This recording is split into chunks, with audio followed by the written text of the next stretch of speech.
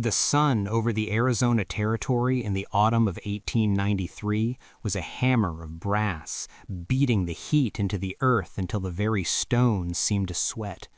The air tasted of alkali dust and dying sage. Clara Whitfield was 23, and her face, usually pale beneath the shade of her wide straw hat, was now flushed with terror and exertion. The horse beneath her, a sturdy bay gelding named Ryder, galloped with a desperate lung-busting rhythm. Clara's left hand clutched a worn leather satchel strapped across her chest. Inside were the papers. The whole territory seemed to want them, or rather, the powerful man who wanted them destroyed. She'd been riding for 2 days, sleeping only in the thin shelter of arroyos, fueled by dried beef and fear.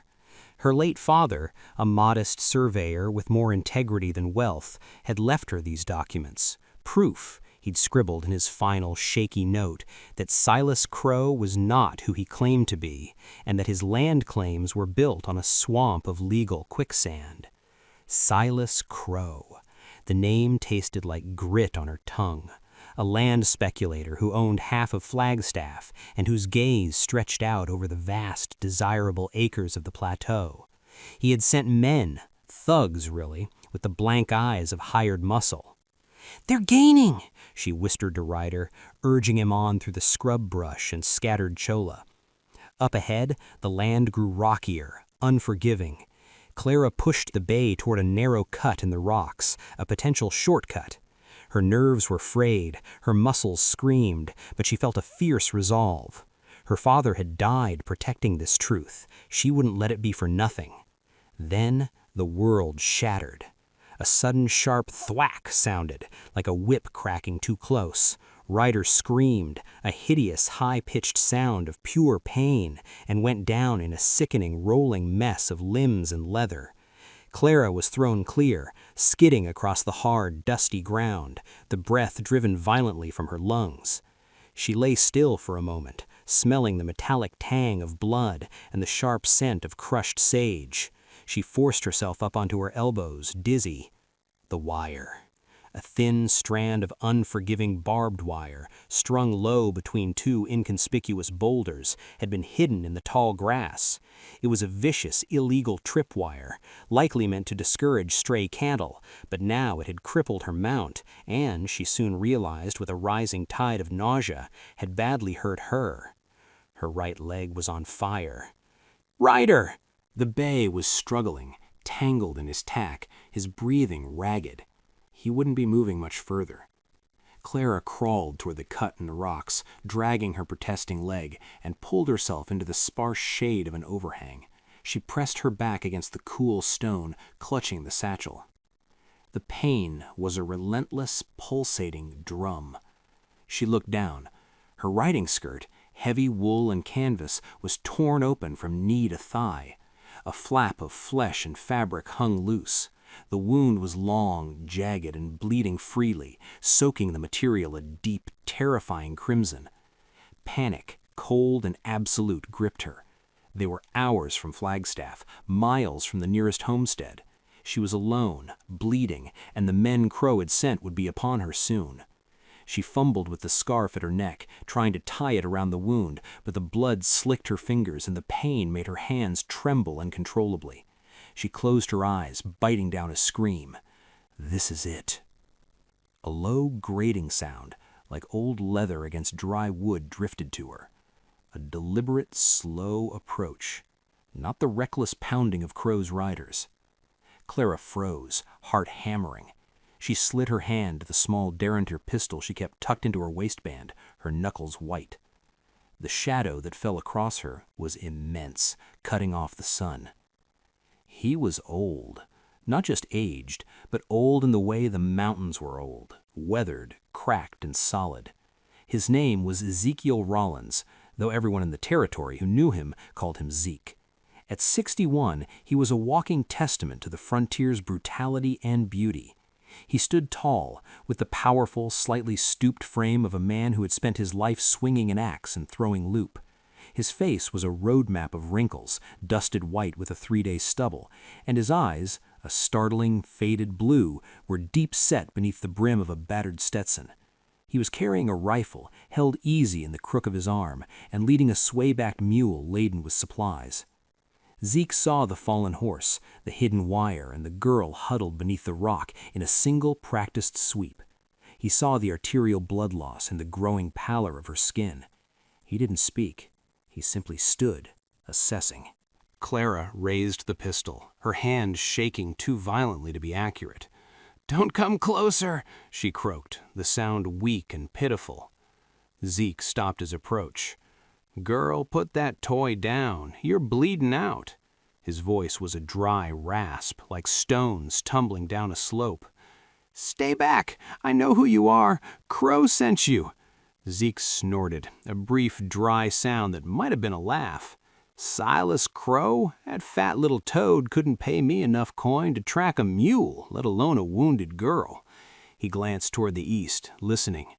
"But his boys will be along shortly. You got maybe 10 minutes before they find this wreck." He dropped the rifle into the dust. The gesture was slow, deliberate. "I ain't here to harm you, but that leg needs more than a handkerchief. It needs weight and pressure, and it needs it now." He took one slow step closer. Clara flinched back, tightening her grip on the pistol. "Look at me, girl," Zeke said, his tone flat, devoid of emotion, yet carrying the iron authority of necessity. "I got no water for you, and no doctor. If you die here, it ain't on my conscience, but if you want to live, you drop the gun and let me do what has to be done." Clara stared at him, the weathered face, the honest, direct eyes. She saw no lust, no cruelty, only the grim practicality of survival. The pain was beginning to overwhelm her, blurring her vision. She knew she was losing time. She let her arm drop, the small derringer hitting the dirt with a dull thud. Zeke moved fast now. He dropped to his knees beside her, ignoring the heat and the dust. He ripped open his supply sack and pulled out a clean but rough white linen cloth, a flour sack, washed 100 times. Then his eyes fell on her dress. It was a heavy, city-made thing, but the material was strong, durable. His lips pressed into a thin, hard line. "Forgive me, ma'am." He reached for the heavy wool of her skirt above the torn hem. Clara inhaled sharply, the primal instinct of modesty warring with the stark reality of her injury. Her eyes were wide with renewed fear. "He's gonna hurt me." Zeke's face was grim. He didn't use a knife, he didn't risk slipping. He took a corner of the skirt material in both hands, braced his weight, and ripped. The heavy fabric tore with a loud, tearing vzz sound that echoed in the quiet canyon. He ripped a second, larger piece. Clara gasped, a thin, strangled sound, her cheeks flooding with shame and confusion. She wanted to scream, to fight, but the shock was too great. Zeke paid no mind to her distress. He took the strips of cloth, wadded them up, and in one swift, brutal motion he jammed them directly into the bleeding, gaping wound in her thigh. Clara's scream was ripped from her lungs, a pure, piercing sound of agony that bounced off the canyon walls. Her body arched backward, muscles rigid. Tears streamed down her temples into her hair. "Hold still, damn it!" Zeke hissed, pinning her leg down with a heavy hand. He worked the rest of the cloth, packing it tight, applying immediate, immense pressure with the heel of his hand. It was savage, but effective. The flow of bright red blood slowed instantly. He then took the clean linen from his pack, wrapped it tightly around the packed wound, and tied it off with a knot tight enough to hold a ship to the dock. When he was done, he sat back on his heels, breathing hard, his face a mask of sweat and fatigue. He looked at Clara, whose body was now trembling with residual shock, her eyes wide, staring, utterly traumatized. "There," he said, his voice flat. "You ain't dead yet. Thank the Lord for good, thick wool." Clara couldn't speak. She only stared at the old man who had, in the space of 2 brutal minutes, violated her personal space and saved her life. The pain was still immense, but the sickening warmth of the freely flowing blood had stopped. She swallowed hard, realizing the truth. He wasn't violating her, he was fighting to keep her whole. He had committed an act of savagery out of desperation, not malice. "The men," she finally managed, the word a dry whisper. Zeke cocked his head again, listening. The wind had picked up, but beneath its hiss there was a faint, familiar sound of horses moving at a determined pace. "Too late," Zeke stated simply, standing up and retrieving his rifle. "They're here." 3 riders emerged from the scrub line. They were not Crow's usual roughnecks, but men wearing the official, if dusty, blue of the county sheriff's office. Leading them was Deputy Harlan Finch, a man whose uniform looked slightly too expensive and whose eyes always seemed to be looking over your shoulder for a better opportunity. Finch spotted the scene immediately: a crippled horse, a beautiful, distraught girl, and Zeke Rollins, the notorious solitary old rancher, kneeling over her, his hands still smeared with blood, strips of cloth from her dress scattered on the ground. Finch smiled, a slow, ugly curving of the lips that didn't touch his eyes. This wasn't what Crow had paid for, but it was better. He dismounted, letting his rifle dangle, and strode toward the rancher. "Well, look what we got here," Finch drawled, his voice loud, carrying authority. "Ezekiel Rollins. Didn't figure you'd sink to preying on stranded women, old man." Zeke straightened up slowly, his expression unchanging, and spat a stream of brown tobacco juice into the dust. "Go chase coyotes, Finch. She hit a wire, and she'd be dead if I hadn't packed the wound." Clara, still stunned and terrified, tried to speak. He saved me. The wire was—" Finch ignored her, focusing his entire predatory attention on Zeke. He gestured at the torn dress and the blood on the ground. "Looks like you did more than just pack a wound, Rollins. Looks like you assaulted a vulnerable female." He kicked the small derringer away from Clara's weech. "And you weren't even kind enough to kill the poor beast." I pointed a gloved finger at Zeke's chest. "You're under arrest, Rollins, on suspicion of assault and grand larceny." Zeke's eyes narrowed, but he kept his hands away from his rifle. He knew the look in Finch's eyes. The conviction wasn't important, only the arrest. This was all a setup, a convenient frame. He had saved the girl's life, and now that very act, misinterpreted and exploited, was his undoing. "You can't be serious," Clara cried, trying to sit up, a wave of agony passing through her leg. "I am entirely serious, miss. Now where's your satchel? Silas Crow was very concerned about your welfare. He sent us to escort you back to Flagstaff." Clara's heart sank. She looked at Zeke, whose eyes held a flicker of deep regret and resignation. He had saved her from death, only to be condemned for the very act of salvation. The frontier could be a cruel judge, and appearances, here, were everything.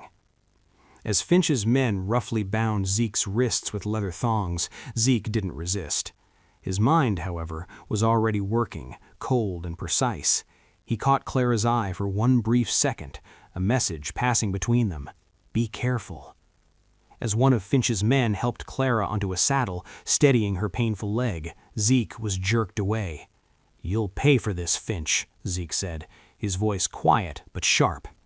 Finch laughed, a harsh sound in the dry air. "I'm already getting paid, Rollins. You just worry about how long that rope is going to be when the judge is done with you." Clara was taken away toward Flagstaff, her satchel clutched tight. Her mind was reeling. She was safe from the trail, but now in the hands of the very men who served her enemy, and the man who saved her life was now a prisoner because of her.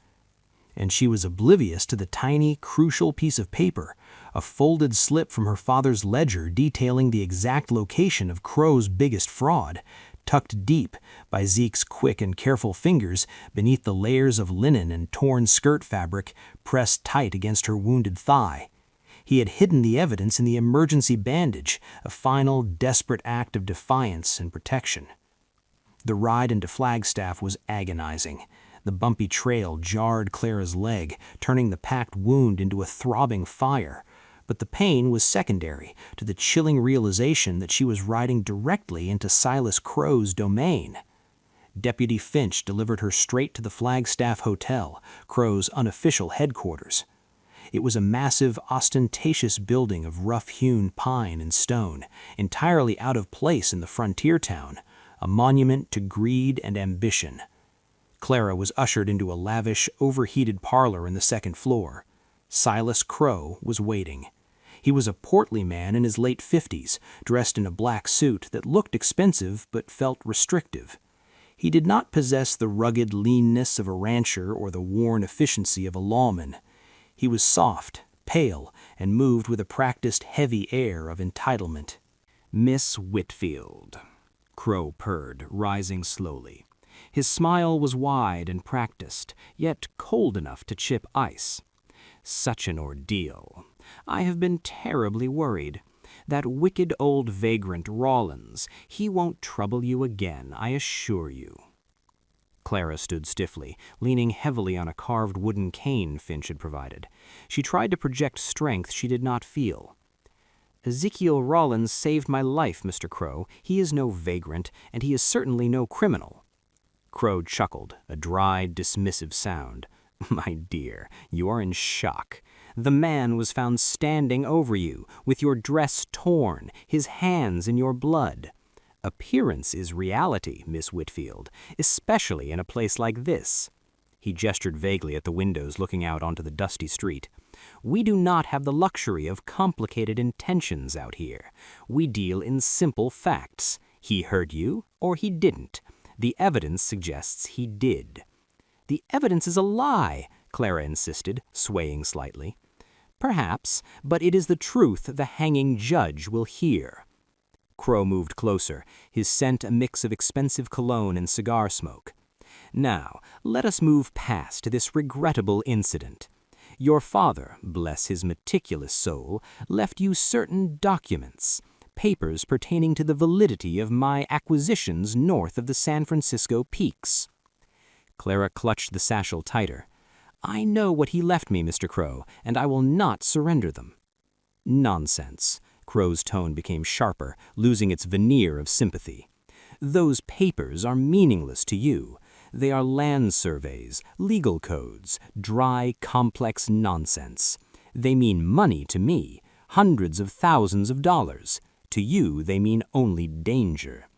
I can offer you a comfortable sum, enough for you to travel east, settle down, and never worry about frontier violence again. $5,000, cash. All I need is the satchel." He paused, letting the offer hang in the air like dust motes in the sunlight. Clara felt the immense pressure, the pain in her leg, the isolation, the fear for Zeke. She remembered her father's quiet, fierce integrity. "My father called them truth," Clara said, her voice shaking but steady, "and the truth is not for sale, Mr. Crow." Crow's face darkened, the smile vanishing. "You are an incredibly foolish young woman. That truth means nothing if you are dead or if your conscience is burdened by the death of the old fool who tried to help you." He leaned in, his voice dropping to a harsh whisper. "Rawlins is in the jailhouse. He has no lawyer. He has no friends. In 3 days, a circuit judge will be through here, and Finch has already prepared a convincing case: assault and attempted robbery. The penalty for that, especially against a lone woman on the frontier, is the rope. Give me the papers, Clara, and Rawlins walks free. I have your word." The ultimatum was a blow. Zeke's fate was now tied to her decision. The betrayal of a stranger for the sake of survival felt like a terrible weight. I need time to consider," Clara whispered, sinking onto a plush velvet chair. Crow nodded, satisfied. "Of course. Rest. Finch will bring you a meal. But remember, Miss Whitfield, the clock is ticking for Rawlins." As Crow swept from the room, leaving her guarded by a sullen, silent cowboy, Clara stared at the satchel. Should she sacrifice her father's legacy to save an innocent man? Or protect the truth and condemn a decent human being? She closed her eyes, trying to clear her head. The wound in her thigh throbbed relentlessly. She shifted, feeling the tightness of Zeke's bandage, the coarse, ripped wool and the heavy linen. It was crude, but it was solid. The bandage. Her mind flashed back to the dusty trail, to Zeke's groom face, the brutal speed of his hands. He had torn her dress, packed the wound, tied the knot, and then he had looked her in the eye. That look, it wasn't just resignation, it was a warning. A sudden sharp thought pierced the fog of pain. He didn't just pack the wound. With trembling fingers, she cautiously loosened the topmost knot of the linen bandage, grimacing as the rough fabric scraped against her skin.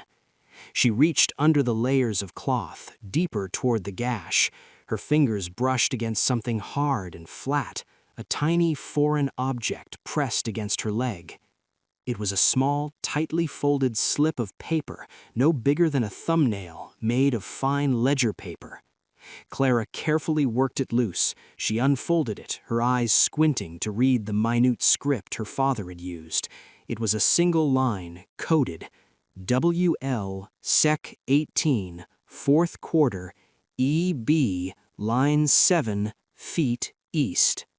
It meant nothing to her, but the paper felt different, thicker than the surveys in her satchel.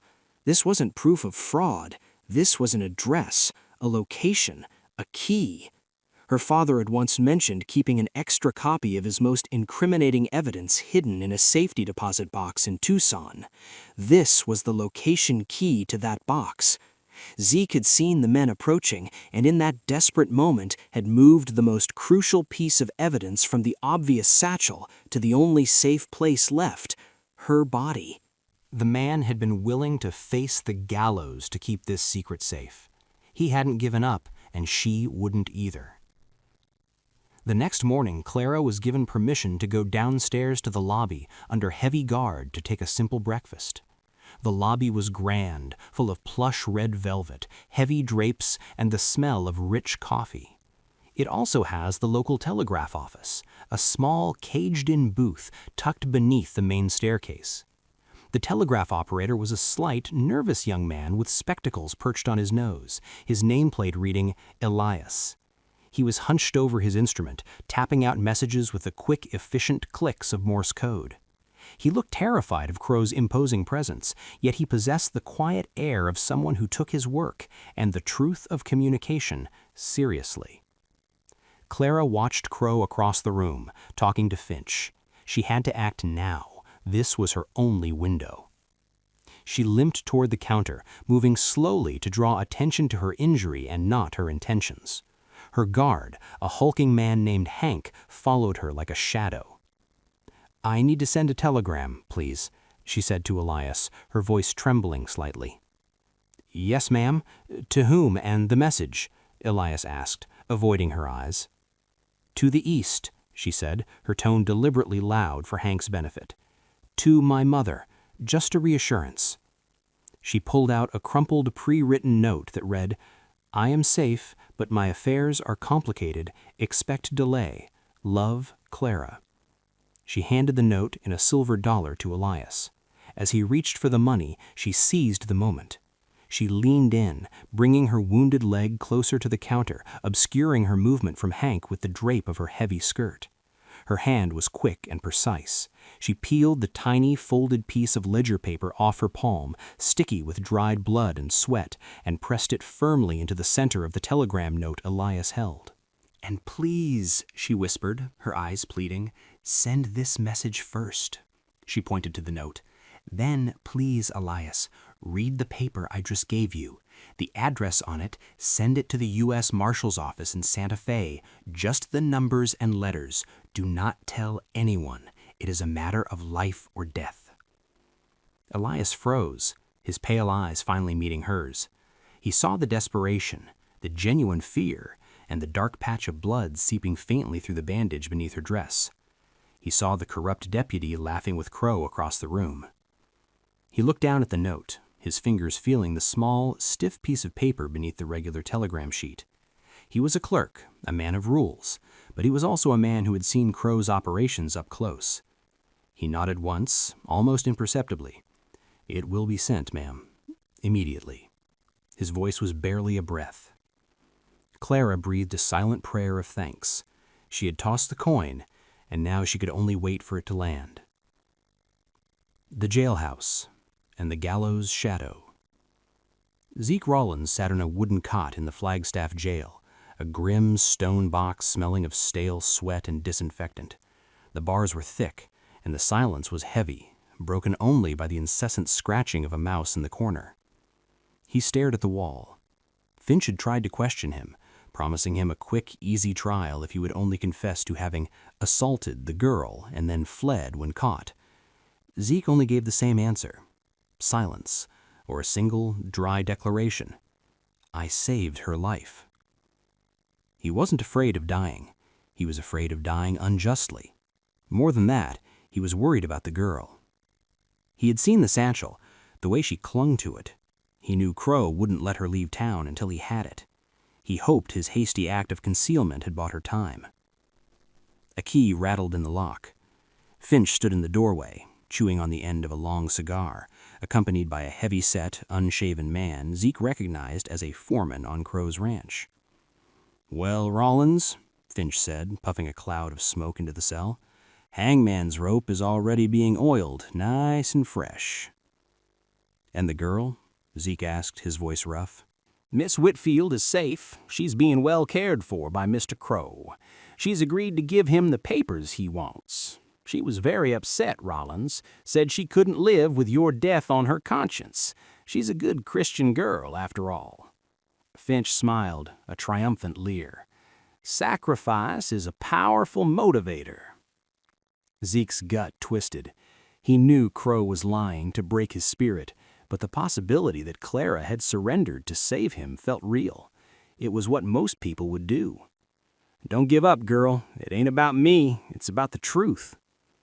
"You're wasting your time, Finch," Zeke said, closing his eyes. "You got no case. She'll tell the judge." "Will she?" Finch kicked the iron bars sharply. "She's leaving on the evening stage, before the judge even hits town. Crow is smart. He removes the witness, and all we have is the bloody scene and your criminal reputation. You're alone, Rollins. You've always been alone."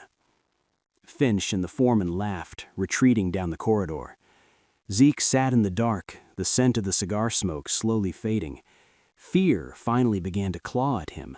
Not the fear of death, but the crushing, suffocating fear of betrayal, that the decent, right thing he had done would not only condemn him, but also empower the man who sought to destroy the very truth he had tried to protect. He was an old, beaten man. His life was worth little, but the truth was everything. He bowed his head, resting his calloused hands on his knees, breathing slowly, accepting the bitter taste of the frontier's justice. He had no way of knowing that hundreds of miles away in Santa Fe, the coded address WL Sec 18 4th Q EB line 7 foot east had already been decoded by a cautious U.S. Marshal, leading to the rapid retrieval of a thick official file, and that file was currently riding hell for leather toward Flagstaff. The sun rose on Flagstaff, heavy and unforgiving. By mid-morning, a small crowd had gathered near the temporary gallows erected behind the sheriff's office, a crude affair of rough-sawn lumber, smelling strongly of fresh pitch and grim finality. Deputy Finch, now basking in the reflected glory of securing a swift conviction, oversaw the preparations. Silas Crow stood nearby, watching the proceedings with the detached air of a man witnessing the inevitable closure of a minor business deal. He held a signed document in his hand, a release Clara had been coerced into signing the night before, agreeing to surrender the satchel in exchange for Zeke's alleged freedom. Crow intended to destroy the satchel's contents the moment the rope tightened around Rollins's neck, securing both his land and his reputation. Clara, pale and visibly struggling with her bandaged leg, watched from a buckboard wagon, guarded by the same ranch foreman who had accompanied Finch the previous night. She had surrendered the satchel, knowing the original evidence it contained was no longer the key. The real key was now traveling across the territory. She felt a sickening wave of guilt and fear. Had Elias the clerk been caught? Had the telegram been too late? Zeke Rollins was marched out, flanked by 2 armed men. He wore his habitual worn leather vest and flannel shirt, but his hands were bound with heavy ropes. He walked slowly, his gait that of a man who had accepted his end, but not his guilt. He looked across the dusty yard and saw Clara. Her eyes were locked on his. She gave the slightest, almost imperceptible shake of her head, a message of shared knowledge and defiance. She didn't surrender the truth. Zeke drew a deep, ragged breath. He had thought her weak. He had underestimated her. The grim acceptance left him, replaced by a cold, quiet fury. He stepped onto the scaffold. Finch adjusted the noose, the hemp rough against the back of Zeke's neck. "Any last words, Rollins?" Finch asked, his voice booming for the benefit of the small crowd. Zeke looked straight at Crow, his faded blue eyes holding the speculator's gaze. "This ain't justice, Crow. This is greed wearing a badge, and the truth has a way of comin' home to roost." Crow merely smiled, a condescending gesture. "Empty threats from a condemned thief. Do your duty, deputy." Finch raised his hand to signal the drop. The tension in the yard was a palpable thing, sharp and brittle. Clara closed her eyes, biting her lips so hard she tasted blood. The arrival of authority. Just as Finch's hand began its downward arc, a sound cut through the stillness, the rhythmic, powerful thunder of a horse being ridden to its absolute limit. A rider burst around the corner of the saloon, scattering chickens and dust. He was a man of imposing height, dressed in a formal, well-kept dark coat and trousers, riding a foam-flecked black gelding. He didn't slow down until he reached the gallows, yanking the reins so hard the horse reared, showering the crowd with dirt.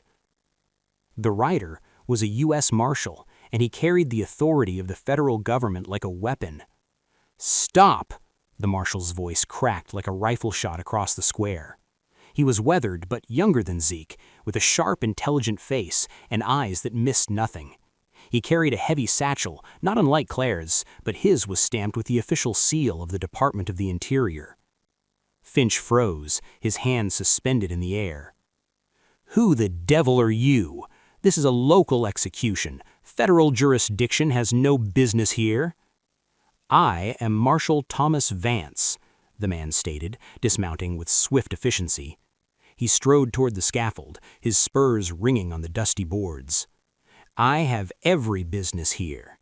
My jurisdiction covers crimes against federal land law and the coercion of witnesses. This execution is suspended, Deputy Finch." He stepped up onto the gallows and, with a quick, practiced movement, sliced the rope binding Zeke's wrists with a bowie knife. Zeke rubbed his chafed skin, staring at the marshal. "Marshal Vance," Crow said, recovering quickly, stepping forward with his most charming smile, "I assure you this is merely the conviction of a common criminal. Rollins was caught in the act of assaulting a young woman. Her father's documents were highly sensitive." "I know all about the documents, Mr. Crow," Vance cut him off, his voice cold. He opened his official satchel and pulled out a thick file of papers tied with red ribbon. "On the basis of evidence supplied to my office, I secured the sealed testimony of Surveyor Arthur Whitfield in Tucson 2 days ago. Evidence that your operation, the Grand Peaks Land Syndicate, is built on fraudulent markers, illegally purchased deeds, and the deliberate missurveying of public land." Crow's face went slack, the color draining away. "That's impossible! Whitfield's original records are gone." "His original records," Vance corrected, holding up a map marked with precise official survey lines, "were securely deposited thanks to the coded location transmitted by Miss Whitfield this morning. The very records you claim were meaningless." Vance turned to the crowd, his voice rising again. "This man, Silas Crow, attempted to destroy the documents held by Miss Clara Whitfield, and when that failed, he attempted to coerce her by framing Mr. Ezekiel Rollins for a capital crime. The only man in this yard who committed a crime yesterday was Deputy Finch, who fabricated evidence against Mr. Rollins to serve his employer." Finch went white. He knew he was trapped. He instinctively reached for his sidearm. Zeke Rollins, standing unbound on the scaffold, moved with the sudden, quiet speed of a wolf. Before Finch could clear leather, Zeke brought his hands down, snatching the deputy's wrist in a vice-like grip honed by a lifetime of hard work. The sudden immense pressure on the small bones of his hand made Finch cry out, dropping the pistol. Marshal Vance stepped in, efficient and professional. He placed Finch under arrest, reading the charges clearly and methodically. Crow, seeing his world collapse, tried to retreat, melting into the crowd, but two men who had been watching the scene, plainclothes deputies Vance had brought with him, riding in the wake of the fast-moving marshal, intercepted him. The drama dissolved as quickly as it had begun. Crow and Finch were marched away. The crowd, initially silent and wary, began to murmur and then cheer, delighted by the sudden reversal of fortune and the downfall of the local tyrant. Marshal Vance walked over to Clara. "Miss Whitfield, you showed incredible courage. We wouldn't have had the necessary time without your quick thinking." Clara managed a weak smile. "It was the old man, Marshal. He risked his neck to hide the key." She gestured toward Zeke, who was descending the scaffold steps, looking utterly exhausted but strangely younger. Zeke walked slowly toward her buckboard. He reached the wagon and looked down at Clara, the dust, the noise, and the commotion fading into background noise. "You didn't give up on the truth," Zeke said, his voice husky.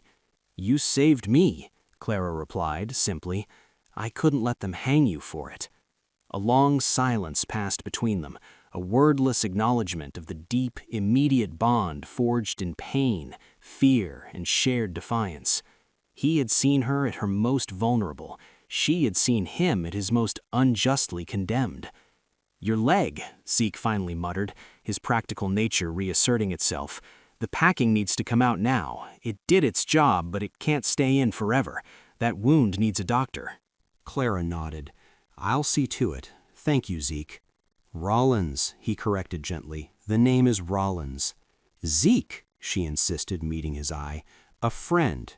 He finally allowed a tired, slow smile, a deep, crinkling smile that reached his faded blue eyes. A week later, Zeke Rollins sat on the porch of his meager ranch cabin, the Arizona sunset casting long, purple shadows across the scrubland.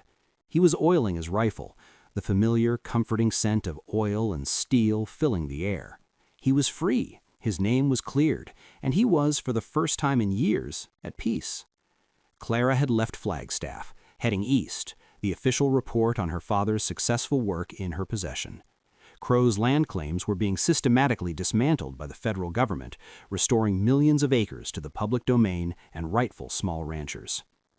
A rider approached, not the reckless speed of a threat, but the steady pace of a traveler. It was a local boy, carrying a small, heavy wooden crate and a letter. "Package for you, Mr. Rollins. Came in on the last stage." Zeke took the letter first. The handwriting was elegant, educated, but firm. "Zeke, I am well and heading home. The money Crow offered me, the $5,000, I intercepted it before the marshal seized Crow's assets. It was dirty money, but now it's clean. Use it to buy better fencing wire, the good, visible stuff. A good fence keeps out the dishonest, but it shouldn't hurt the innocent traveler." I paid for your new saddle. The old one was embarrassing.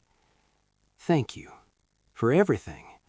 The frontier is a harsh place, but you showed me that sometimes the simple act of doing right, even when it looks wrong, is the truest courage there is. Clara Whitfield. Zeke slowly put the letter down and opened the crate. Inside, nestled in straw, was a brand new, intricately tooled leather saddle, the finest craftsmanship he had ever seen. Beside it lay a heavy pouch of gold coins. He reached out and ran a calloused hand over the smooth, rich leather of the saddle. He had faced down the rope and the lie, and he had won. Not with a gun, but with a secret act of friendship and the courage of a young woman who knew to trust beyond appearances. He stood up, walking to the edge of his porch, and looked out across the vast, scarred, beautiful land. The truth was often misunderstood on the frontier, buried under layers of dust and deception, but sometimes, by the grace of a desperate act and a timely telegram, it rose to the surface, vindicated and whole. He lifted his hand, touching the brim of his battered old Stetson, a silent salute to the woman who understood that the real measure of a man wasn't in his reputation, but in his intentions.